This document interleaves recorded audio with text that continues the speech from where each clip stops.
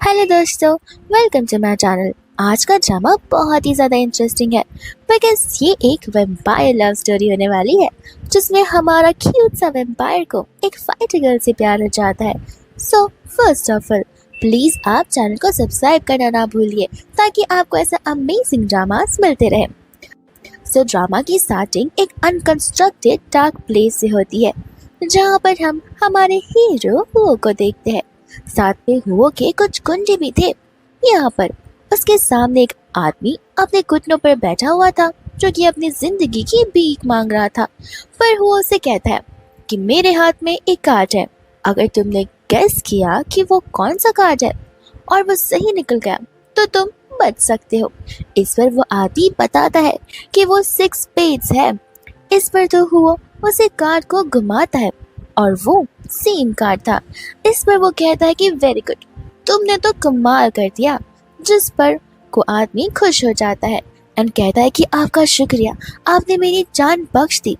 इस पर वो कहते कहते खुश होने वाली बात नहीं है, मैंने ये नहीं कहा था कि तुम्हें मारूंगा नहीं। और वो अपनी गन निकाल कर जैसे उसे शूट करता है, स्लो मोशन में बुलेट उसके तरफ जाती है। पर तभी एक दरार हथियार आता है जो उसे रोक देता है।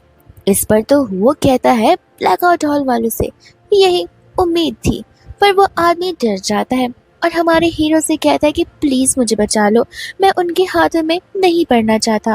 और तभी एंट्री होती है हमारी हीरोइन की जो कि आते ही सबको कूटना शुरू कर देती है। इसके बाद हमारा हीरो आगे आता है और वो उसके साथ फाइट करता है। के दौरान वो उसके चश्मे को निकाल देता है और जैसे उसका चेहरा देखता है तो शॉक हो जाता है। मैं उससे अपना चश्मा छीनने की कोशिश करती है लेकिन उसको अपने क्लोज लेता है और फिर वो अपने बचपन के दोस्त को याद करता है। पर तभी मेन उसको धक्का देती है और उस आदमी को मार देती है। जिस पर वो कहता है कि तुमसे मारने के लिए यहाँ पर आई हो। पर वो कहती है कि ये हमारे हॉल का गद्दार है, इसका तो मेरे हाथों ही मरना लिखा था। और वो जाने लगती है। तभी वो उसको रोकने का ट्राई करता है पर वो अपने हथियार से उसके ऊपर हमला करती है जिसके उसके गाल पर चोट लग जाती है। वो गन निकाल कर उसे शूट करने वाला था लेकिन हमारा हीरो उसको रोक लेता है। वो के हाथ में अचानक से पेन हो जाता है और हमें उसके बचपन का कुछ विजुअल सिखाए जाते हैं जिसमें कोई आदमी उसे इंजेक्शन दे रहा था। लू उसको जैसे तैसे संभालता है। वो जल्दी से उसे उसकी दवाइयाँ देता है जिसको खाने के बाद वो नॉर्मल हो जाता है। और फिर वो जाकर मेन को हथियार को देखता है और फिर से वो अपने बचपन की कुछ चीज़ों को याद करता है जिसमें वो अपनी बचपन की दोस्त के हाथ पर काट रहा था और वो दोनों भाग रहे थे। जिसके बाद वो कहता है फाइनली मुझे वो मिल गई और अब मेरी इस बीमारी का इलाज भी मिल गया। और ये सीन यही कट हो जाता है। नेक्स्ट सीन में हम मेन को देखते हैं जो कि एयरपोर्ट से आती है और से पिक करने के लिए एडी आ जाता है। ये दोनों कार में बैठते हैं जहाँ पर वो कहता है कि आपको अपना ध्यान रखना चाहिए, आप कैसे ऐसे लड़ने के लिए पहुंच गई। इस पर मेन कहने लग जाती है कि टेंशन मत लो, मैं एकदम ठीक हूँ। और फिर वो याद करती है वो को और अपने मन में सोचती है कि ऐसा लगता है जैसे उसे कहीं तो देखा है। फिर सोचने लगती है कि कहीं देखा होगा, फालतू दिमाग लग रहा है। इसके बाद वो उसको एक रेस्टोरेंट के बाहर लेकर आ जाता है। रेस्टोरेंट को देखकर वो चिढ़ जाती है और कहती है कि ये सब क्या है। जिस पर एडी कहता है कि बॉस मुझे माफ़ करना, पर ये मिस्टर चिंग ने किया है, अब आप प्लीज़ मेरी नौकरी को खतरे में मत डालिए और अंदर ब्लाइंड डेट पर चली जाइए। जिसके बाद वो गुस्से में ब्लाइंड डेट के लिए अंदर जाती है। यहाँ पर वो उस लड़के से मिलती है। तभी यहाँ पर वो लुओ के साथ आ जाता है और उसके पीछे वाले टेबल पर बैठ जाता है ताकि वो उनकी बातें ध्यान से सुन सके। यहाँ पर वो ब्लाइंड डेट वाला लड़का तो मेन की खूबसूरती को ही देखकर दीवाना हो जाता है और शादी करने के लिए तुरंत तैयार था। वो मेन कहती है कि तुम्हें क्या क्या पसंद है। जिस पर हमारी हीरोइन की आती है मुझे चाकू से खेलना पसंद है, लोगों की हत्याएं करना पसंद है, जब मैं किसी को परेशान करती हूँ तो मुझे बहुत मज़ा आता है। इसका मेन थोड़ा सा हैरान हो जाता है। लेकिन फिर कहता है कि मजाक अच्छा है, मैं भी उसी की स्टार्टिंग में अच्छे से बात करती है। यहाँ पर तो मेन भी उसके साथ स्टार्टिंग में अच्छे से बात करती है। वो उसको कहती है वो भी शादी के लिए तैयार है, लेकिन उसकी कुछ शर्तें हैं। इस पर वो लड़का सामने से कहता है कि सारी शर्तें मंजूर होंगी, वो बस अपनी शर्त बताइए। जिस पर मेन कहती है कि मेरी पहली शर्त, तुम्हें अपना पूरा मेडिकल चेकअप करवाना होगा शादी से पहले। जिस पर वो कहता है कि ठीक है। दूसरी शर्त, जब तुम्हारी शादी हमारे परिवार में होगी और हमारा कोई बच्चा होगा तो वो हमारे परिवार का ही सरनेम यूज करेगा, तुम्हारी फैमिली का नहीं। और उसके बाद तुम्हें घर पे रहकर मेरे दादाजी और बच्चे को संभालना होगा, क्योंकि मैं बाहर काम करूंगी, मैं बिजनेसमैन लूंगी। और ये सुनकर तो वो थोड़ा सा हैरान हो जाता है। हमारा हीरो भी स्माइल करने लगता है कि इस तरफ अपने मन में सोचता है कि बॉस को पता नहीं क्या हुआ है, ऐसा लग रहा है कि अपना होश ठिकाने पर नहीं है। यहाँ पर दूसरा मैंने अपने मन में सोच दिया कि इतनी बेइज्जती के बाद तो कोई भी रिश्ता ठुकरा कर चला जाएगा। लेकिन वो लड़का सामने से कहता है मुझे सारी शर्तें मंजूर है। ये सुनकर तो हमारी हीरोइन के होश उड़ जाते हैं, साथ ही हमारे हीरो के भी। उसे तो इतना गुस्सा आता है कि उसकी तो आंखें ही रेड हो जाती है। मेन कहती है कि मैं जरा अभी आती हूँ, और तुरंत ही उठकर चली जाती है। जिसके बाद वो उस आदमी के पास आकर बैठ जाता है। वो आदमी पूछता है कि तुम कौन हो, जिस पर हुओ बताता है कि ये मिनिस्टर है, मिस्टर हुओ। ये सुनकर वो आदमी कहता है कि आप यहाँ पर क्या कर रहे हैं।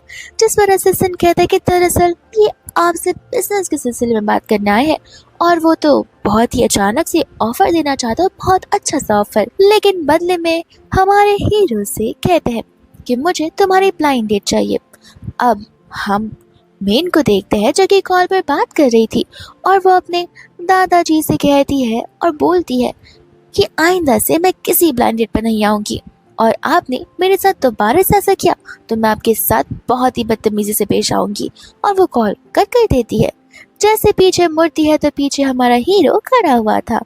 उसे वो तुरंत ही पहचान जाती है, और वो नोटिस करती है कि उसकी कोट की पॉकेट में उसका डार्ट था। वो उसको तुरंत ही निकाल कर उसके गले पर रख देती है और कहती थी और बोलती है कि उस दिन तुमने मेरा चेहरा देख लिया था, तो तुम जानते हो कि मैं हूँ कौन, तो तुम यहाँ क्या कर रहे हो।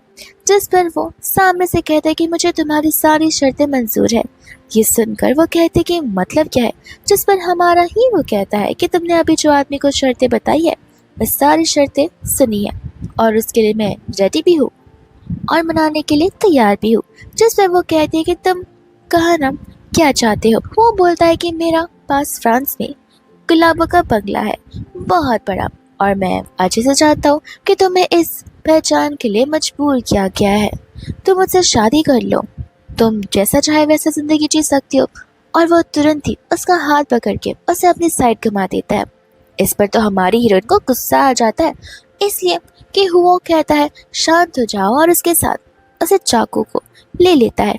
जिस पर वो जोर से उसके पैर पर मारती है और घूम जाती है और कहती है कि सच बताओ तुम्हें क्या चाहिए। जिस पर वो कहता है कि जैसे कि मैंने तुमसे कहा मुझे तुमसे शादी करनी है, तुम मुझसे शादी कर लो, इससे तुम्हारा ही फायदा है, तुम्हारा बिजनेस भी होगा। और वो परिवार के साथ शादी का समझौता बहुत ही बड़ी चीज होगी। लेकिन वो उसे कहती है कि बेवकूफ़ और जाने लगती है। पर वो उसको कुछ बिजनेस डील्स के बारे में बताता है, और साथ ये भी बताता है कि एक न्यू शॉपिंग मॉल के बारे में। जिस पर वो कहती है कि वो दिल तो हमें भी चाहिए, तुम मेरे कॉम्पिटिटर हो, और वैसे भी मुझे लड़कों में कोई इंटरेस्ट नहीं है। और वो वहाँ से चली जाती है। जिस पर वो कहता है कि तुम सिर्फ मेरी ही हो सकती हो। अब हम दादाजी को देखते हैं जो कि एजी और डॉक्टर के साथ बैठकर कार्ड्स खेल रहे थे। इस पर डॉक्टर कहते हैं मैं तो रियल डॉक्टर भी नहीं हूँ, बस एक्टिंग करने आया हूँ, मुझे क्यों खिला रहे हो। पर दादाजी से चुपचाप खेलने को कहते हैं। पर जिससे ही मेन की आवाज़ आती है वो लोग कार्ड को रख देते हैं, एंड यहाँ पर डॉक्टर अपनी एक्टिंग करना शुरू कर देता है कि दादाजी की तबीयत तो बहुत ज़्यादा खराब है। हमारी हीरोइन पूछती कि उन्हें हुआ क्या है, तो वो कहते कि इनकी हालत बहुत खराब है, आपको इनका ध्यान रखने की ज़रूरत है, आप इनको गुस्सा बिल्कुल मत दिलाना। इस पर तो मेन डॉक्टर को वहाँ से जाने को कहती है और वो दादाजी से कहती है कि आप अपना ध्यान क्यों नहीं रखते। इस पर तो दादाजी कहने लगते हैं कि अरे मैं कितना बुढ़ा हो चुका हूँ, तुम में कितनी ज़्यादा बड़ी हो चुकी हो, अब तक मैं तुम्हारे लिए कोई पति नहीं ढूंढ पाया और पता नहीं क्यों तुम शादी करने के लिए रेडी भी नहीं हो। न जाने मेरा क्या होगा, मैं तो बिना खुशियों के ही मर जाऊंगा। और अब तक तो मेरे हाथों में एक प्यारा सा नन्हा मुन्ना बच्चा होना चाहिए था।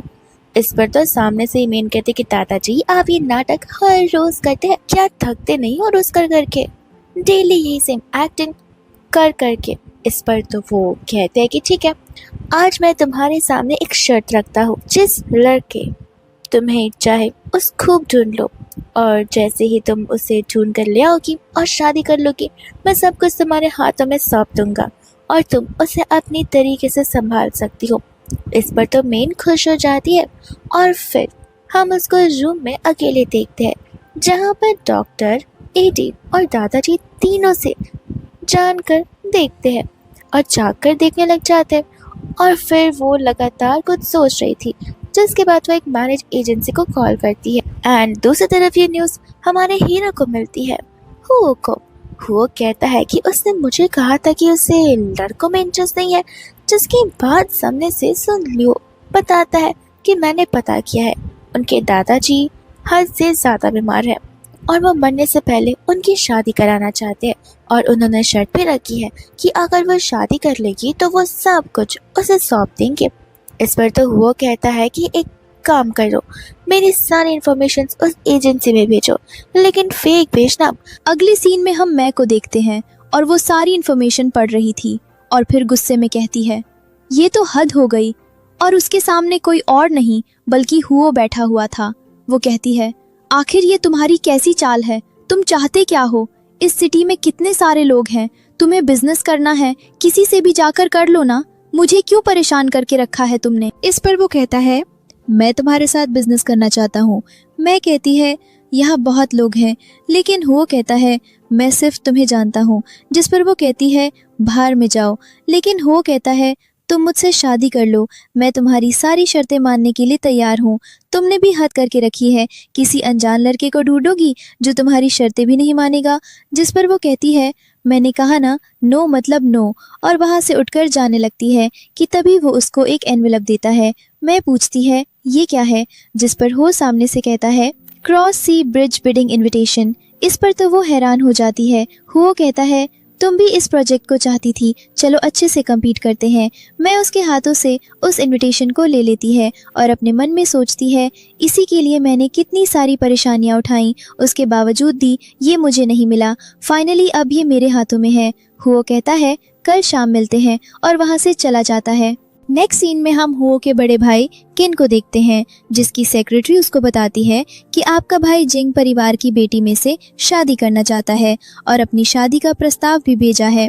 ये सुनकर तो उसे बड़ा गुस्सा आता है और वो कहता है, मैं जानता हूँ कि मेरा भाई ये इसलिए कर रहा है ताकि वो इस कंपनी को हड़प सके, लेकिन मैं ऐसा बिल्कुल नहीं होने दूंगा। ये सब कुछ मेरा है और मैं ऐसे ही इसे अपने हाथों से नहीं जाने दूंगा। दादाजी, मुझे इसके लिए माफ़ कर देना। जिस पर सेक्रेटरी कहती है, इसका क्या मतलब है? मैंने अपने दादा से वादा किया था कि मैं हमेशा इस राज को छिपा कर रखूंगा कि मेरा छोटा भाई एक ईवल है। पर अगर ये बात जिंग फैमिली की डॉटर को पता चल गई तो वो किसी ईवल से तो शादी नहीं करना चाहेगी। अब अगले सीन में हम हुओ को देखते हैं, जो कि अपनी दवाइयाँ खा रहा था। लुओ कहता है, ये आपके लिए ठीक नहीं है। इस पर वो कहता है, टेंशन मत लो, जल्दी ये सारी चीजें खत्म हो जाएंगी। अब हमको वो बिडिंग वाली जगह दिखाई जाती है जहाँ पर मी आती है और तभी यहाँ पे उसका इनविटेशन चेक होने लगता है कि तभी वो ब्लाइंड डेट वाला लड़का आ जाता है। उस लड़की के साथ उसका एक और दोस्त भी होता है, जो कि हमारी हीरोइन का मजाक उड़ाने लगता है। वो कहता है, मेरे दोस्त के पीछे तो बहुत सारी लड़कियां घूमती हैं, लेकिन तुम्हारा ही कैरेक्टर सही नहीं है। और भी वो उससे फालतू की चीज़ें बोलता है कि तभी यहाँ पे किन आ जाता है और वो कहता है, मुझे नहीं लगता कि यहाँ पर एक लड़की के साथ इस तरीके का सलूक होना चाहिए। इस पर वो कहते हैं, हमें माफ़ करना।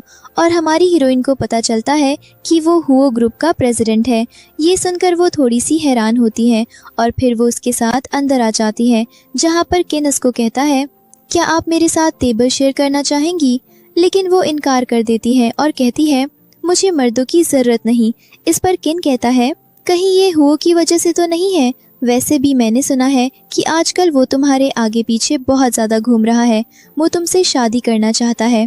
जिस पर मैं कहती है अब मुझे समझ आया कि तुम मेरी मदद क्यों कर रहे थे, ताकि तुम ये जान सको, पर मैं तुम्हें बता दूं कि तुम मुझसे कोई जानकारी नहीं मिलेगी। इस पर वो कहता है दरअसल मेरे पास तुम्हारे लिए कुछ है, और वो एक पाउच उसे देता है, ये कहते हुए कि ये मैं पास के मंदिर से लेकर आया था। और तभी हम हो को देखते हैं जो कि वहाँ आ जाते हैं और वो उन दोनों को बातें करते हुए देखता है तो उसे बहुत गुस्सा आता है, उसकी आंखें रेड होना शुरू हो जाती हैं। मैं किन से कहती है मुझे इन चीज़ों की कोई ज़रूरत नहीं है और वापस उसकी पॉकेट में डाल देती है। इधर हमारे हीरो को बहुत गुस्सा आ रहा था। उसका असिस्टेंट कहता है सर आप यहाँ पर इतना गुस्सा नहीं कर सकते, आपको खुद के ऊपर कंट्रोल करना होगा। इधर हमारी हीरोइन दूसरी जगह पर आ जाती है। तभी किन के पास उसकी सेक्रेटरी आती है और वो कहती है अब हम क्या करें, हमने सोचा नहीं था उसका रिएक्शन ऐसा होगा। इस पर वो कहता है टेंशन मत लो। और फिर हमारी हीरोइन जैसे ही वाइन पीती है कि उसे चक्कर आने लगते हैं। ये देखकर सेक्रेटरी खुश हो जाती है, जिससे हमें पता चलता है कि उन लोगों ने पाउच में ही कुछ गड़बड़ की थी। अब वो सेक्रेटरी हमारी हीरोइन के पास आती है और कहती है मुझे लगता है आपने ज़्यादा ड्रिंक कर ली है, पास ही में एक लाउंज है, आप मेरे साथ आइए, वहाँ पर रुक जाइए। और वो उसको ले जाती है। इस पर तो लो हो से कहता है वो आपके भाई की सेक्रेटरी है, ज़रूर कोई गड़बड़ है। जिसके बाद वो दोनों पीछे जाते हैं और उनको जाते हुए किन भी देखता है, पर वो उन्हें रोकने की कोशिश नहीं करता। अब वो रूम के बाहर पहुंच जाते हैं जहां पर गार्ड खड़ा था और वो कहता है आप अंदर नहीं जा सकते, लेकिन वो बताता है कि वो हुओ है। जिसके बाद वो उसे अंदर जाने देता है और ये लड़का अंदर आता है जहाँ पर मैं नशे में थी और वो तुरंत ही उसके क्लोज आना शुरू हो जाती है। वो उसे दूर भी करता है पर वो नहीं रुकती और तभी यहाँ पर बहुत सारे मीडिया वाले आ जाते हैं जो कि कहने लगते हैं क्या आप दोनों छुपकर डेट कर रहे हैं। जिसके बाद वो मे को गोद में उठाता है और वहाँ से चला जाता है, जिसे देखकर उसका बड़ा भाई और सेक्रेटरी तो बड़े खुश होते हैं और वो कहते हैं अब मैं देखूंगा कि जिन परिवार का वो ओल्ड मैन इन सब से कैसे निपटेगा। ये तो जितना मैंने सोचा था उससे कहीं ज्यादा मजेदार निकला। इसके बाद हम इन दोनों को कार में देखते हैं जहाँ पर मे को होश आता है और वो अपने सामने हुओ को देखती है तो कहती है मैं यहाँ क्या कर रही हूँ, और फिर उसके कोट को अपने ऊपर देखती है तो कहती है तुमने मेरे साथ क्या किया है। इस पर वो कहता है मैंने कुछ किया ही नहीं है, दरअसल तुम्हें फंसाया गया था और ये सब कुछ किन ने किया था। इस पर वो कहती है मैं तुम्हारी बात पर यकीन क्यों करूं, कार अभी रोको। जिस पर वो कहता है सिटी के सारे रिपोर्टर अब तुम्हें ही ढूंढ रहे हैं। इस पर तो वो हैरान हो जाती है और तभी असिस्टेंट कहता है न्यूज़ हर जगह छप चुकी है और वो उन्हें दिखाता है। ये देखकर तो हमारी हीरोइन शॉक हो जाती है। अब हम दादाजी को देखते हैं जो कि बड़े ही खुश होकर बैठे हुए थे और तभी उनको इस न्यूज़ के बारे में पता चलता है। इस पर उन्हें बहुत गुस्सा आता है और वो तो हमारे हीरो के ऊपर बहुत गुस्सा होते हैं और तभी उन्हें पता चलता है कि हमारा हीरो उनसे मिलने आया है। पर वो जब आता है तो सीधा शादी का प्रस्ताव रखता है, लेकिन वो तो उसके ऊपर बहुत ज़्यादा भड़क जाते हैं और कहते हैं तुम्हारी हिम्मत कैसे हुई यहाँ आने की, यहाँ से अभी के अभी दफा हो जाओ, मैं तुम्हारी शक्ल भी नहीं देखना चाहता, तुमने मेरी पोती को बहकाया है, तुम सच में बहुत बुरे इंसान हो। दूसरी तरफ हमको मेन दिखाई जाती है जो कि ब्लैक ड्रेस और अपने गॉगल्स पहनकर बैठी हुई थी और उसके सामने घुटनों पर एक आदमी था। वो कहती है जब तुम हमारे हॉल में शामिल हुए थे तो क्या शर्तें थी। जिस पर वो कहता है किसी को भी परेशान नहीं करना है, किसी गरीब को। इस पर वो कहती है तो फिर तुमने ऐसा क्यों किया। जिस पर वो कहता है मैं लालच में अंधा हो गया था। इस पर मैं कहती है हम इस मुकाम पर आज इसलिए पहुंच पाए हैं क्योंकि हम किसी को भी परेशान नहीं करते हैं, हमारी वजह से आज तक किसी भी गरीब को कोई परेशानी नहीं हुई, लेकिन तुमने आज हद पार कर दी। और वो अपने लोगों को ऑर्डर देती है कि उसके हाथ की उंगलियां काटी जाएं, जिसके बाद सभी लोग उसे ले जाते हैं। ईडी के पास कॉल आती है और उसे पता चलता है कि वो उनके घर आया है। वो ये बात जैसे ही मैं को बताता है उसे तो बड़ा गुस्सा आता है। वो कहती है क्या वो लड़का पागल हो गया, और जल्दी से वहाँ से निकलती है। अब वो घर पर आती है तो देखती है कि दादाजी उसके साथ बहुत खुश होकर बैठे थे।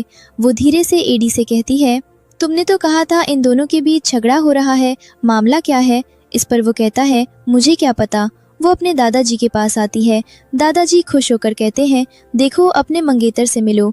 इस पर वो उसे साइड में लेकर जाती है।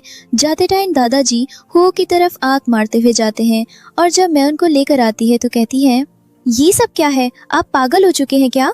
इस पर वो कहते हैं, वो लड़का मुझे तो पसंद आया, लेकिन हमारी हीरोइन कहती है मुझे पसंद नहीं। जिस पर वो उसे कॉन्ट्रैक्ट पेपर देते हुए कहते हैं, जरा इन्हें पढ़ो।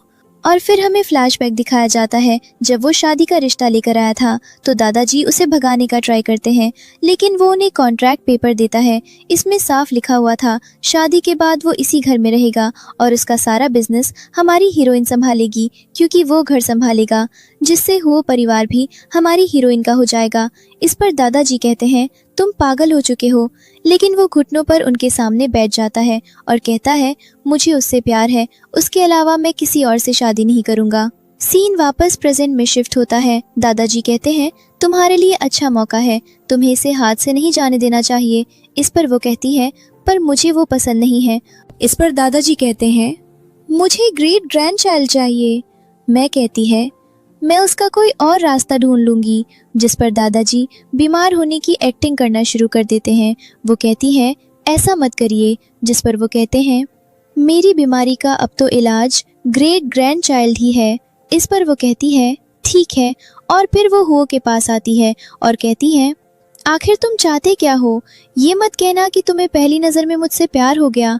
इस पर हुओ सामने से कहता है, हाँ, मुझे तुमसे पहली नज़र में प्यार हो गया, आई लव यू।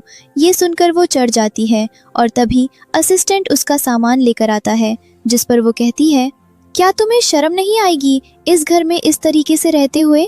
इस पर हमारा हीरो कहता है, बिल्कुल भी नहीं, भला मुझे क्यों शर्म आएगी, और दादाजी का फैसला है, बड़ों की बात तो माननी चाहिए। इस पर वो जाके चेयर पर बैठ जाती है और कहती है, काम करते हैं, एक कॉन्ट्रैक्ट करते हैं, तुम बस मेरी हेल्प करो दादाजी को खुश रखने में, और बदले में जो तुम्हें चाहिए वो तुम्हें मिल जाएगा। मैं तुम्हारी हेल्प करूंगी और भी ज़्यादा बिजनेस को ग्रो करने में, लेकिन हम एक दूसरे के मैटर में टांग नहीं अड़ाएंगे, यहाँ तक कि तुम मुझे स्मोकिंग करने से भी नहीं रोकोगे। और वो बहुत सारी शर्तें उसके सामने रख देती है, पर हमारा हीरो तो सारी शर्तें मान लेता है, जिस पर वो थोड़ी सी हैरान होती है। वो अपने मन में सोचता है, तुम्हारे क्लोज रहने के लिए मैं कोई भी शर्त मानने के लिए तैयार हूँ। नेक्स्ट सीन में हम इन दोनों को कार में देखते हैं, जहाँ पर हुओ मेन को कुछ डॉक्यूमेंट्स दिखाता है। वो कहती है, ये सब क्या है? जिस पर हुओ कहता है, जो न्यू प्रोजेक्ट है ना, उसकी फुल डिटेल्स है। वो उसे सब कुछ पढ़ती है और फिर कहती है, अपना वादा मत भूलना कि हम लोग एक कॉन्ट्रैक्ट में हैं, ना कि रियल में कपल हैं। और फिर वो कार से उतरकर चली जाती है। हुओ के पास उसके असिस्टेंट की कॉल आती है और वो बताता है, उस दिन जो कुछ भी हुआ था वो किसी और ने नहीं बल्कि आपके बड़े भाई ने कराया था। ये सुनकर हमारे हीरो को थोड़ा सा गुस्सा आता है। वो कहता है, ठीक है, मैं समझ गया। अब हमको एक न्यू कैरेक्टर दिखाया जाता है जो कि जिंग परिवार से ही होता है और वो बहुत ज़्यादा ड्रिंक कर रहा था। जैसे ही उसकी डैड यहाँ पर आते हैं वो उनके ऊपर चिल्लाना शुरू कर देता है और कहता है, देखो ना, उस लड़की की शादी हुओ परिवार के वारिस से होने वाली है। अब तो उसका स्टॉक प्रॉपर्टी पर और भी ज़्यादा हिस्सा हो जाएगा और वो पूरा हक अपना ही जमाएगी। आखिर आप कर क्या रहे हैं मेरे लिए? मैं आपका सदा बेटा हूँ ना, तो आपसे कुछ भी नहीं हो रहा है। इस पर वो कहते हैं, ज़रा शांत हो जाओ, हम शांति से सोचेंगे। फैन तो बहुत ज़्यादा गुस्से में था और फिर वो कहता है, हुओ का एक बड़ा भाई भी है, मेरे पास एक अच्छा तरीका है। अब हम उसके बड़े भाई किन को देखते हैं। वो अपने कैबिन में बैठा हुआ था कि तभी वहाँ पर हुओ आता है जो कि बहुत ज़्यादा गुस्से में था और वो आते ही अपनी दवाइयाँ उसके सामने रख देता है और फिर उसे ज़ोरदार पंच मारता है। वो उसे अपने सामने घुटनों पर बिठा देता है, जिस पर वो माफ़ी मांगने लगता है और कहता है, मुझे पता है मैंने गलती की है, ये मेरी पहली गलती है, तो इसे आखिरी समझकर माफ़ कर दो, ऐसा कुछ भी नहीं होगा। जिस पर हमारा हीरो कहता है, कभी ऐसा होना भी नहीं चाहिए। अगर आज तुम जिंदा हो सिर्फ और सिर्फ दादाजी की वजह से, और इस कंपनी से अब ट्रांसफ़र ले लो, तुम्हें दूसरी जगह भेजा जा रहा है। और वो गुस्से में वहाँ से चला जाता है, जिसके बाद तो किन को बहुत ज़्यादा गुस्सा आता है और वो काफ़ी ज़्यादा चिल्लाता है और फिर वो मिलने पहुँच जाता है फैंग से। यहाँ पर किन उनसे कहता है, तुम्हारा टारगेट वो लड़की और मेरा टारगेट मेरा भाई, तो क्यों ना हम लोग साथ हो जाएं। वैसे भी मेरे पास मेरे भाई का एक बहुत बड़ा राज है जो कि दुनिया के सामने आ गया तो उसका पैसा और रेपुटेशन बहुत आराम से चला जाएगा। इस पर तो ये लोग खुश हो जाते हैं और ड्रिंक करते हैं। अब हम हमारी हीरोइन को देखते हैं जिसके पास हमारा हीरो आता है और वो मेन से कहता है, मेरे भाई ने जो कुछ भी किया था उसकी सज़ा मैं उसे पहले ही दे चुका हूँ। इस पर वो कहती है, तुमने उसे मारा नहीं, सिर्फ उसका ट्रांसफ़र दूसरी जगह करवा दिया। इस पर वो कहता है, वो मेरा भाई है। वो कहती है, इसलिए तुमने उसे मारा नहीं, वरना जो उसने किया उससे तो मर जाना चाहिए था। इस पर वो कहने लगता है, ये मैंने दादाजी के लिए किया है। दादाजी मुझसे बहुत प्यार करते हैं और मैं उन्हें परेशान नहीं कर सकता, लेकिन मैं तुमसे वादा करता हूँ कि आगे से ऐसा नहीं होगा। जिस पर वो कहती है, ये हमारे कॉन्ट्रैक्ट का हिस्सा है। इस पर वो कहता है, नहीं, बस मैं तुमसे वादा कर रहा हूँ कि मैं तुम्हें प्रोटेक्ट करने के लिए अपनी जान भी खतरे में डाल सकता हूँ। इस पर वो उठकर चली जाती है। नेक्स्ट सीन में हम उसको पंचिंग प्रैक्टिस करते हुए देखते हैं। वहाँ पर हु आता है और कहता है, तुम्हें आराम करना चाहिए थोड़ी देर। इस पर वो चढ़ जाती है और लगातार प्रैक्टिस करते रहती है। इस पर वो कहता है, तुम्हें बहुत पसीना आ रहा है, मैं साफ कर देता हूँ। लेकिन वो उसके हाथ से टॉवल ले लेती है, जिसके बाद वो उसे पानी देता है और कहता है, इसे पी लो, टेम्परेचर एकदम परफेक्ट है, जैसा तुम्हें चाहिए। और वो पीती है तो मन में सोचती है, हाँ, इसका टेम्परेचर तो एकदम परफेक्ट है, जैसा मुझे चाहिए होता है। इसके बाद वो अपने निशाने की प्रैक्टिस करती है। यहाँ पर भी हु उसकी मदद के लिए आ जाता है। इस पर एडी अपने मन में सोचता है, आखिर नौकरों वाला काम क्यों कर रहा है। मेन उसे कहती है, तुम्हें फालतू के काम करने की जरूरत नहीं। इस पर हमारा हीरो कहता है, तुम मेरी फियांसे हो, तुम्हारे लिए काम करना कोई फालतू का काम नहीं होगा। जिस पर वो कहती है, पर मैं याद दिला दूं, हम रियल कपल नहीं हैं, फेक हैं। जिस पर वो कहता है, तो क्या हुआ, हो तो सही। इस पर मेन अपने मन में सोचती है, इसने हद कर दी है और गुस्से में वहाँ से चली जाती है। अब वो खाना खाने के लिए आती है तो उसके लिए चेयर खींचा जाता है, लेकिन वो दूसरी चेयर पर पैर मारकर कहती है, मैं यहाँ बैठती हूँ। इस पर वो उस चेयर को खींचता है, वो बैठ जाती है। जिसके बाद वो उसे ब्रेकफास्ट सर्व करने लगता है। जिस पर मेन अपने मन में सोचती है, इसको मेरा पालतू कुत्ता बनने का शौक चढ़ा है, तो अभी से अच्छे से कुत्ता बनाती हूँ। और फिर उसे कह देती है, मुझे ये नहीं खाना, मुझे एक खीरा चाहिए। वो लेकर आता है तो वो कहती है, मुझे पूरा छील कर दो। जिसके बाद वो छीलता है तो वो कहती है, मुझे ऑरेंज चाहिए। वो टेबल घुमाने लगता है, लेकिन वो उसे रोक देती है, जिससे वो उठकर ऑरेंज लेकर आता है और देता है। तो वो कहती है, मुझे खिला हुआ चाहिए, एकदम साफ। जिसके बाद वो तो बहुत ही प्यार से छील देता है और ये देखकर उसे गुस्सा आता है कि उसने उसको इतने सारे काम बताए, लेकिन उसको ज़रा भी चिढ़ नहीं हुई और उसने रोका नहीं। इसलिए वो गुस्से में उठकर वहाँ से चली जाती है। नेक्स्ट सीन में हम हमारी हीरोइन को एक मीटिंग में देखते हैं, जहाँ पर उसके सामने मिस्टर बैंक और मिस्टर ली बैठे हुए थे और हमारी हीरोइन इन दोनों से ही नाराज़ थी। इसलिए वो अपनी गन निकाल लेती है, पर वो लोग माफ़ी मांगने लगते हैं, जिससे हमें पता चलता है कि उन्होंने भी कुछ बिजनेस का रूल तोड़ा है। जिसके बाद वो उन्हें कहती है, इस बार उन्हें छोड़ा जा रहा है, लेकिन अगली बार ऐसा हुआ तो वो उन्हें ऊपर पहुंचा देगी। जिसके बाद ये दोनों ही यहाँ से चले जाते हैं। अब तभी यहाँ पर हमारा हीरो आ जाता है, जो कि मेन के लिए फ्रूट्स लेकर आया था, पर वो कहती है, मुझे नहीं खाने, यहाँ से जाओ। इस पर तो वो उसके शोल्डर्स दबाने लगता है, जिस पर मैं अपने मन में सोचती है, अच्छा तो लग रहा है, पर मैं ये नहीं करवा सकती। और वो खड़ी हो जाती है और कहती है, मुझे काम है, और वहाँ से चली जाती है। अगले सीन में हम हो को काम करते हुए देखते हैं, जहाँ पर उसके पास मैं आती है और बैठ जाती है और कहती है, उसे ये सब कुछ नहीं करना चाहिए। वो कहता है, ऐसा क्यों? इस पर वो कहती है, क्योंकि ये शादी एक दिखावा है। जिस पर वो कहता है, पर मैं तुम्हें पसंद करता हूँ, क्या तुम मुझे चांस दोगी? पर वो उसे इनकार करके जाने लगती है, लेकिन सोचती है, मेरा दिल जोर से क्यों धड़क रहा है। अगले सीन में हम एडी को दादाजी के पास देखते हैं, जहाँ पर वो दादाजी को बताता है कि वो इतना ज़्यादा अच्छा है कि वो मैं का बहुत अच्छे से ध्यान रखता है, उसे खाना खिलाता है, उसके लिए पानी लेकर आता है, उसके शोल्डर की मसाज करता है। ये सारी चीज़ें सुनकर तो दादाजी बहुत खुश हो जाते हैं और कहते हैं, वो बच्चा एकदम मेरे जैसा ही है। मैं भी तुम्हारी दादी के लिए यही सब कुछ किया करता था। अब तुम बेफिक्र हो सकते हो। यहाँ पर वो ये भी बताते हैं कि पहले मेन को ऑरेंज बिल्कुल भी पसंद नहीं थे। उसका फेवरेट फ्रूट तो स्ट्रॉबेरी था, पर एक बार स्ट्रॉबेरी केक में किसी ने पॉइजन मिला दिया, जिससे वो मरने ही वाली थी और जैसे तैसे बची। जिसके बाद उसने स्ट्रॉबेरी को टच भी नहीं किया और उसकी याददाश्त भी चली गई। उससे पहले का उसे कुछ भी याद नहीं, लेकिन अब सब अच्छा हो गया है। ये लड़का बहुत अच्छा है जो उसका ख्याल रखता है। अब मैं सब कुछ उसे सौंप दूंगा और चैन से मर सकूंगा। ये सारी चीजें उनका छोटा बेटा और फैंग सुन रहे थे, जिसके बाद उसे बहुत गुस्सा आ जाता है और वो क्लब में पहुंच जाते हैं जहां पर उनसे मिलने के लिए किन आता है। उसके आते ही फैंग उसके ऊपर चिल्लाने लगता है और उसे सारी बातें बताता है।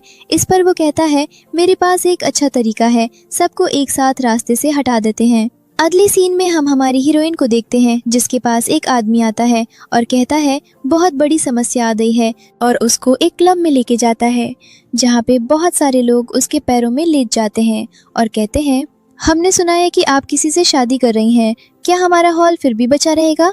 पर हमारी हीरोइन समझ जाती है ये किसी की सोची समझी प्लानिंग है और वो कहती है, अगली बार थोड़ा अच्छे से तैयारी करके आना, मेरे अंकल को भी बोल देना। दूसरी तरफ हम उसके अंकल को देखते हैं जो कि दादाजी को हार्ट अटैक दिलाकर मार देते हैं।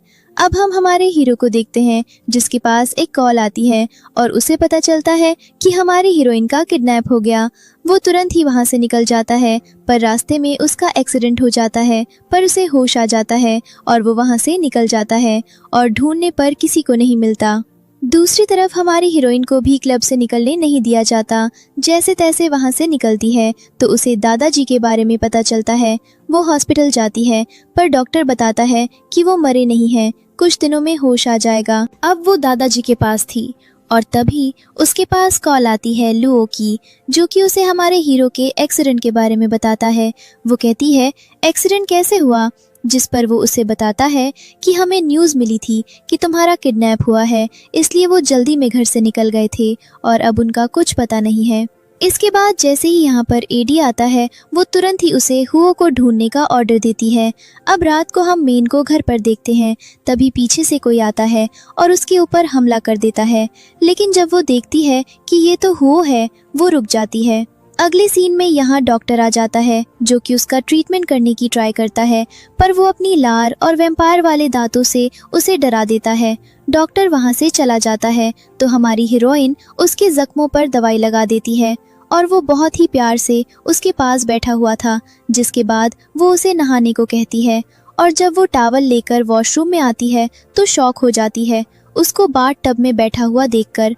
वो उसके पास आ जाती है, वो भी उसे अपने पास खींच लेता है, लेकिन वो उसे खुद से दूर करती है और कहती है, अब तुम बड़े हो गए हो तो खुद सब करना चाहिए, और वहाँ से चली जाती है। अब वो एड को लेकर आती है और कहती है, जाओ जाकर उसकी मदद करो। जबरदस्ती उसको वॉशरूम में भेज देती है, लेकिन वो तो डर कर बाहर आ जाता है और कहता है, ये तो बहुत खतरनाक है। इस पर मैं कहती है, तुम पागल हो चुके हो, और वो दरवाज़ा खोलती है तो वो बहुत ही मुस्कुराकर उसे देख रहा था। इस पर वो उसे कहती है, तुम सच में पागल हो। लेकिन हमारा हीरो एड को बहुत गुस्से में देखता है, जिससे वो डर कर भाग जाता है। इसके बाद हमारी हीरोइन उसके पास आती है और वो नहलाने लगती है। वो उसकी आंखें नोटिस करती है और कहती है, तुम्हारी लाल आंखें बहुत ही ज़्यादा प्यारी हैं, सच में बहुत यूनिक हैं। इसके बाद वो उसे नहलाती है और फिर उसके बालों को भी सहलाती है, जिस पर वो बहुत ही ज़्यादा खुश होता है। इसके बाद उसे बाहर लेकर आती है और सोने को कहती है, पर वो उसकी बात समझ नहीं पाता, जिसके बाद वो उसे इशारे से समझाती है कि उसे सोना है, और फिर वो उसे सुलाकर अपने रूम में आ जाती है कि तभी हुओ आकर लाइट ऑन कर देता है और उसके सामने ही बैठ जाता है, जिस पर वो उसे जाकर सोने को कहती है, पर उसे समझ नहीं आता। जिसके बाद वो उसे अपने बेड पर सुला देती है और उसके पास ही बैठ जाती है। जब वो सो जाता है तो ये भी वहीं पर सो जाती है। तभी हुओ उठता है और वो उसे बेड पर लिटा देता है और उसके पास ज़मीन पर ही सो जाता है। अगली सुबह जब हमारी हीरोइन उठती है तो ये देखकर वो कहती है, तो तुम यहीं पर सो गए? लेकिन वो तो कुछ भी नहीं समझ पाता। जिसके बाद वो उसको अपनी गोद में उठा लेता है, लेकिन हमारी हीरोइन कहती है, मुझे नीचे उतारो। वो उसे बैठा देता है। इसके बाद वो उसे ब्रश कराने के लिए लेकर जाती है, लेकिन उसको तो ब्रश भी करना नहीं आता और काफ़ी सारी चीज़ें देखकर तो हमारी हीरोइन को हंसी आ जाती है कि वो कितनी क्यूट हरकतें कर रहा है, जिसके बाद वो खुद ही उसे ब्रश कराती है। अगले सीन में हम उसे बैठे हुए देखते हैं, जहाँ पर ज़मीन पर हमारा हीरो बैठकर बस उसे लगातार देख रहा था, बहुत ही क्यूट वे में। और जैसे ही यहाँ पर एडी आता है तो वो उसे गुस्से में डराना शुरू कर देता है। एडी हमारी हीरोइन को बताता है कि मिस्टर वैंग और मिस्टर ली से मिलना चाहते हैं। इस पर वो कहती है ठीक है मैं जाती हूँ, लेकिन हमारा हीरो तो साथ जाने की जिद करता है, जिस पर वो उसके हाथ में हैंडकफ बांध देती है।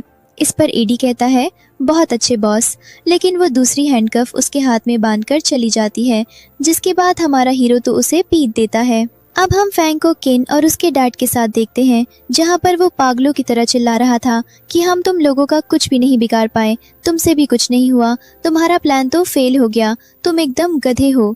इस पर वो कहता है मेरे पास एक और प्लान है, और वो एक लड़की का फोटो दिखाता है, जिसे देखकर वो कहता है कि वाकई में ऐसा है, और ये सीन यहीं पर कट हो जाता है। नेक्स्ट सीन में हम हमारी हीरोइन को देखते हैं, जो कि अपना चश्मा लगाकर उन लोगों से मिलने के लिए पहुंच जाती है। यहाँ पर वो लोग कहते हैं तुम्हारे दादाजी की हालत तो बहुत ही ज़्यादा ख़राब है, अब बताओ कि हमारे हॉल को कौन संभालेगा। मुझे लगता है कि आपको इस बारे में सोचने की ज़रूरत नहीं है, क्योंकि इसे सोचने के लिए मैं हूँ ना। आप लोग अपने काम पर ध्यान देंगे तो ज़्यादा बेहतर होगा। और वो चली जाती है, जिससे इन दोनों ओल्ड मैन को बहुत गुस्सा आता है। मिस्टर वांग कहते हैं भला इस लड़की के पास क्या चीज़ है कि ये हमें बचा लेगी। इस पर मिस्टर ली कहते हैं शांत हो जाओ, जिस पर वो कहते हैं कैसे शांत हो जाऊं, वैसे भी ये कोई असली बेटी तो नहीं है, इसको तो अडॉप्ट किया गया था, फिर भी ऐसे हक जमा कर बैठी है, किसी और की सुनती ही नहीं, जो असली वारिस है उसे तो कुछ मिल ही नहीं रहा है। अब मैंग के पास एडी की कॉल आती है, और जैसे ही वो उसे उठाती है उसकी ज़ोर ज़ोर से चिल्लाने की आवाज़ आती है। वो कहता है जल्दी घर आ जाओ, लेकिन वो कहती है बस थोड़ी देर और, क्योंकि अभी मुझे हॉस्पिटल जाना है दादाजी से मिलने। और यहाँ पर तो हमारे हीरो ने उसका बुरा हाल करके रखा था, वो दांतों से उसके कपड़े खींच रहा था। अब हम मैन को हॉस्पिटल में देखते हैं, जहाँ पर वो दादाजी के पास बैठी थी, और उसको दादाजी के हाथ में से एक श्रृंगार मिलता है, जिसे देखकर वो शॉक हो जाती है, क्योंकि वो तो फैंग का था। और वो समझ जाती है कि इसके पीछे वही है, और उसे बहुत गुस्सा आता है। तभी वो यहाँ पर अपने गुंडों के साथ आ जाता है, जिसे देखकर वो कहती है तुम यहाँ क्या कर रहे हो। इस पर फैंग कहता है अपनी दादाजी को देखने आया हूँ। मैं कहती है देखना या फिर मारने, जिस पर वो हंसने लगता है और कहता है चुप करो, फालतू की बकवास करना बंद करो, वैसे भी ठीक 3 दिन बाद हॉल के सारे मैटर खुद ब खुद मेरे पास आ जाएंगे और सब कुछ मैं संभाल लूँगा। इस पर मैं कहती है देखते हैं। और फिर वो घर पर आती हैं, जहाँ पर वो देखती है कि हमारा हीरो और एडी सो रहे थे, लेकिन हमारा हीरो तो उसकी स्मेल से ही जाग जाता है, जिसे देखकर वो स्माइल करती है।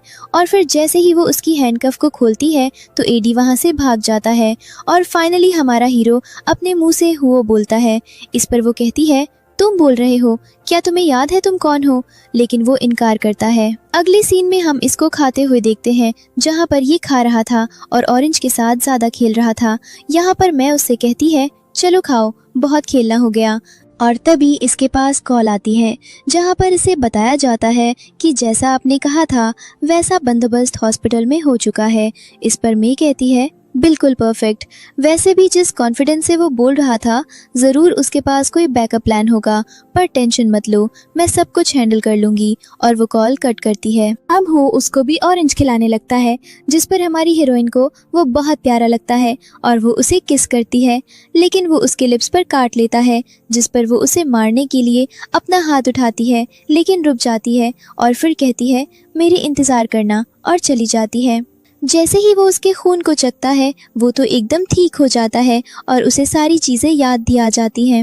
अब हम हमारी हीरोइन को मीटिंग में देखते हैं, जहाँ पर सभी लोग मौजूद होते हैं और यहाँ पर उसे एक बुक दी जाती है। जैसे वो उसे खोलती है तो उसमें से धूल उड़ती है, जिससे उसे कुछ अजीब सा एहसास होता है, लेकिन फिर वो उसे फेंक देती है और कहती है ये सब ड्रामा है और मुझे सच बताओ कि क्या चल रहा है। लेकिन तभी यहाँ पर उसके अंकल और उनका बेटा आ जाता है। वो उन्हें देखते ही खड़े होने की ट्राई करती है, लेकिन वो उठ नहीं पाती, और तब उसे एहसास होता है कि उसे तो धोखा दिया गया है और धूल में कुछ तो नशीली दवाई मिली थी। वो कह रही है, तुम करना क्या चाहते हो? जिस पर सामने से फैंग कहता है, आज सब कुछ मेरा हो जाएगा, मैं तुम लोगों को एकदम बर्बाद करके रख दूंगा। दूसरी तरफ हम हमारे हीरो को देखते हैं, क्योंकि वो एकदम नॉर्मल हो चुका था और वो कुछ बुक्स पढ़कर हंस रहा था। तभी उसके पास कॉल आती है और उसे पता चलता है कि हमारी हीरोइन तो खतरे में है और वो तुरंत ही वहाँ से निकल जाता है। इधर हमारी हीरोइन एडी को कॉल करके बुलाने का ट्राई करती है, लेकिन सामने से फैंग कहता है वो तो खुद ही मुसीबत में है और मैंने अपने गुंडों को दादाजी को मारने भी भेज दिया है। दूसरी तरफ हम हॉस्पिटल का सीन देखते हैं, जहां पर डॉक्टर दादाजी को लेकर भागता है और एडी गुंडों से फाइट कर रहा था। इसके बाद तो हमारी हीरोइन को बहुत गुस्सा आता है और वो कहती है, तुमने दादाजी को भी नहीं छोड़ा, तुम कितने बड़े कमीने हो। और वो चाकू से उसके ऊपर हमला करने की कोशिश करती है, पर गिर जाती है क्योंकि वो तो खड़ी ही नहीं हो पा रही थी। उसे समझ नहीं आ रहा था कि वो कैसे क्या करे। और तभी यहाँ पर किन आ जाता है और वो बाकी के लोगों से वहाँ से जाने को कहता है। सभी लोग चले जाते हैं। मेन कहती है, तो तुम ही ये कमीने हो, तुमने ही सब कुछ किया है। इस पर वो हंसने लगता है और कहता है, अब जल्दी से मुझे मेरे प्यारे भाई की लोकेशन बताओ, अगर नहीं बताओगी तो इसी तरीके से मर जाओगी। जिस पर वो कुछ नहीं बोलती तो किन कहता है, टेंशन मत लो, यहाँ पर खुद ही आ जाएगा। वो कहती है, वो यहाँ नहीं आएगा। इस पर वो कहता है, शायद तुम भूल गई कि उसकी कंडीशन कैसी होगी, वो तुम्हारे ब्लड की स्मेल से यहाँ आ जाएगा। और फिर वो बैठ जाता है और उसे बताता है, जब वो छोटा था उसके मॉम डैड की मौत पहले ही हो चुकी थी। मेरे अंकल उसे बिल्कुल पसंद नहीं करते थे, इसलिए वो उसके ऊपर एक्सपेरिमेंट करने लगे। वो उसमें भेड़ियों का डीएनए डालते थे, जिससे वो आधा वुल्फ और आधा ह्यूमन बन गया। वो पूरी तरीके से राक्षस बन चुका था, उसे हर टाइम बंद करके रखना पड़ता था। जिसके बाद मेरे अंकल को उस पर तरस आया और उन्होंने उसके लिए एंटीडोट बनाया, लेकिन वो नहीं जानते थे कि वो कितना बड़ा कमीना है। उसने वो सारे एक्सपेरिमेंट उल्टे अंकल पर ही कर दिए और इसी तरीके से उनकी मौत हो गई। ये सुनकर तो हमारी हीरोइन सोचती है, ये मुझे जाना पहचाना क्यों लग रहा है, जैसे पहले भी मैंने सुना हो। तभी किन सामने से कहता है, बचपन में उसने एक लड़की का खून चखा था, जो कि उसका इलाज बन गया और उसी से उसका इलाज हो सकता है, पर अफसोस की बात वो लड़की भी चली गई। ये सुनने के बाद तो हमारी हीरोइन को याद आ जाता है कि वो तो उसके बचपन का दोस्त है जिसे वो भूल चुकी थी। जिसके बाद वो खड़ी होने लगती है और वो कहती है, तुम एक नंबर की कमीने हो। इस पर तो वो अपनी गन निकालकर उसके ऊपर गोली चलाता है, पर तभी बीच में हु आ जाता है और वो गोली उसे लग जाती है। इस पर तो जल्दी से वो उसे संभालती है, जिस पर किन जोर जोर से हंसने लगता है और अपने लोगों से कहता है, इसे मेरे पास लेकर आ जाओ। वो लोग उसे उसके पास लेकर आते हैं। वो यहाँ पर एकदम ही नॉर्मल होता है, पर किन उसके गले में एक बैंड पहना देता है। जिस पर मेन कहती है, तुम ये क्या कर रहे हो? वो कहता है, अब मैं इसको उकसाऊंगा, इसको इतना गुस्सा दिलाऊंगा कि अपने असली जानवर वाले रूप में आ जाएगा और फिर मैं लाइव स्ट्रीमिंग में दिखाऊंगा और सबके सामने उसकी सच्चाई आ जाएगी कि इतना अच्छा नहीं है जितना दिखता है, असल में तो एक राक्षस है। और वो अपने सभी लोगों से वहाँ से चलने को कहता है। वो बाहर आता है तो उसकी सेक्रेटरी बताती है, सारा बंदोबस्त हो चुका है, सभी रिपोर्टर भी आ चुके हैं, बस आपको प्रेस कॉन्फ्रेंस में अब जाना है और सबके सामने सारी सच्चाई बतानी है। इस पर तो वो खुश हो जाता है और फिर वो प्रेस कॉन्फ्रेंस में पहुंच जाता है। दूसरी तरफ हमारा हीरो, जो कि अब गुस्से में था, जिसकी आंखें लाल हो चुकी थी, वो हमारी हीरोइन के ऊपर हमला करता है, पर अब उसका भी नशा उतर चुका था और वो उसे फाइट बैक करती है। वो उसे रोकने की भी कोशिश करती है क्योंकि वो उसे जख्मी नहीं करना चाहती थी, बिकॉज वो तो उसका हस्बैंड है, पर वो रुकता ही नहीं। दूसरी तरफ हमें प्रेस कॉन्फ्रेंस दिखाई जाती है, जहां पर किन सभी लोगों को बता रहा था कि दरअसल मेरा भाई एक जानवर है, वो पूरी तरीके से पागल है और ये सच्चाई हम हमेशा से छिपाना चाहते थे और अब उसकी कंडीशन इतनी ख़राब हो चुकी है कि वो कंपनी को, हमारे ग्रुप को नहीं संभाल सकता, इसलिए पूरे ग्रुप का चेयरमैन अब मैं खुद को बना रहा हूँ। इस पर एक रिपोर्टर खड़ी होती है और कहती है, क्या आप हमें ढंग से बताएंगे कि उन्हें प्रॉब्लम क्या है? वो कहता है, वो एकदम ही जानवर बन जाता है, वो लोगों को मारना शुरू कर देता है, वो एक भेड़िए की तरह होता है, उसे खून बहुत ज़्यादा पसंद होता है पीना। ये सुनकर तो वो डर जाती है। वो कहता है, अगर आपको यकीन नहीं हो रहा तो मैं लाइव स्ट्रीमिंग आपको दिखा देता हूँ। और फिर वो लाइव स्ट्रीमिंग चला देता है जहाँ पर हमारे हीरो हीरोइन फाइट कर रहे थे। मैं उसे कहती है, रुक जाओ, ये सब वो लाइव स्ट्रीमिंग पर दिखा रहा है, लेकिन वो फिर भी नहीं रुकता। जिसके बाद वो उसका गला दबाने लगता है तो अचानक से रुक जाता है। और फिर हमारी हीरोइन उसके पास आती है और कहती है, शांत हो जाओ, तुम ऐसे नहीं हो। क्या तुम भूल गए तुम कौन हो?